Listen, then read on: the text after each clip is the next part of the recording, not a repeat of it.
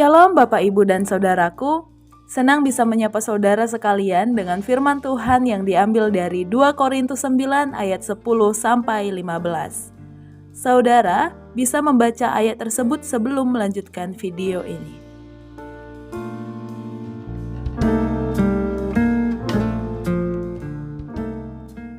Kemurahan hati.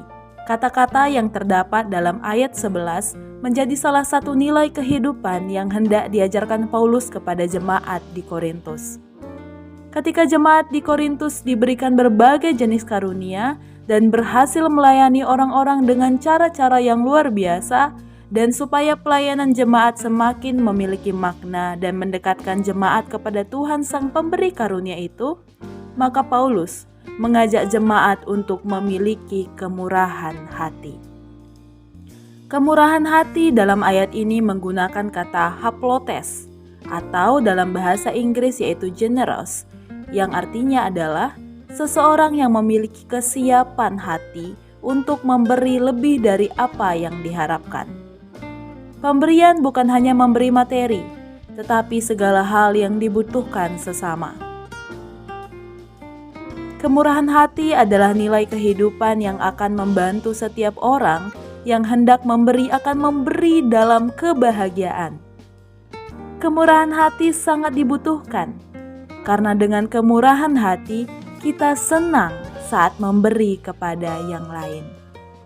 Kemurahan hatilah yang membuat kita merasa cukup, bahkan merasa semakin berkelimpahan di saat kita mengurangi apa yang kita miliki dan memberikannya kepada orang lain. Kemurahan hatilah yang menolong kita lepas dari kekhawatiran di saat kita sangat ingin memberi dan berbagi kepada yang membutuhkan. Itulah mengapa Paulus menanamkan kemurahan hati kepada jemaat Tuhan dengan mengingatkan jemaat bahwa sumber segala hal yang kita miliki, yang kita bagikan, bahkan sumber karunia kita berasal dari Tuhan. Ia menyediakan benih bagi penabur dan roti untuk dimakan. Ia juga akan menyediakan benih bagi kamu dan melipat gandakannya dan menumbuhkan buah-buah kebenaranmu. Kamu akan diperkaya dalam segala macam kemurahan hati yang membangkitkan syukur kepada Allah oleh karena kami. Saudaraku, sumber dari segala hal yang kita miliki berasal dari Tuhan, dan hasil dari segala hal yang kita berikan adalah untuk kemuliaan Tuhan. Karena sesungguhnya semuanya milik Tuhan. Memang ada pepatah yang berkata bahwa segala usaha tidak akan mengkhianati hasil.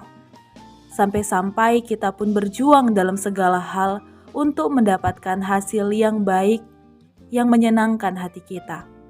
Namun yang perlu kita tanamkan dalam diri adalah sumber segala usaha dan hasil itu adalah dari Tuhan dan untuk Tuhan. Dengan demikian, setiap detik yang kita miliki semakin bermakna, semakin berarti. Karena kita hidup untuk kemuliaan Tuhan dan untuk menolong orang-orang bersyukur kepada Tuhan. Selamat menjalani hari ini dengan penuh sukacita, semangat memberi, Tuhan memberkati setiap pemberian saudara.